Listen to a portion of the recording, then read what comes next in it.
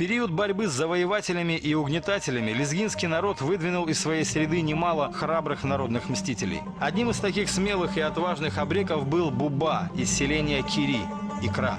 Он родился в конце 70-х годов 19 века. Уже юношей отличался от своих сверстников крупным и статным телосложением, могучей энергией, добрым нравом и смекалкой. Вырос он в бедной семье. Перенесший в юности много бед и лишений, он на собственном опыте познал, что такое несправедливость. Видя, как страдает его народ, он объявляет открытую войну царской администрации, а также ее местным халуям и приспешникам. Он облагает данью всех богатеев-притеснителей народа в Дербенте, Баку, рыбопромышленников Каспийского побережья. С оружием в руках он наводит ужас на местную знать, но щедр с бедными. В народе его называли Кири-Буба. Более 10 лет Кири-Буба был некоронованным королем на территории Юго-Восточного Кавказа. Его резиденции располагались в Баку, Дербенте, в нескольких местах Тюринского округа и в Самурской долине. Профессор Вагабов о народном мстителе писал так. Буба был незаурядным народным героем, исторической личностью, который своими поступками и отвагой не уступил таким известным на Кавказе именам, как Залимхан, Заур, Дато-Туташхия.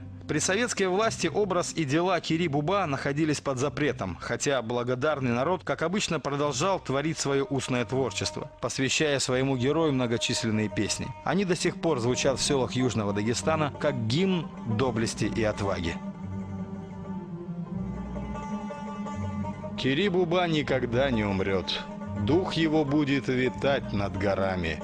Коль сунется враг, пусть пощады не ждет. Мы, горцы, не те, кто терпеть станет гнет, а наш Робин Гуд всегда будет с нами.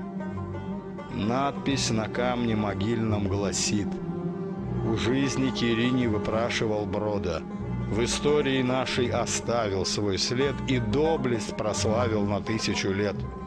Да будет он вечно в сердце народа.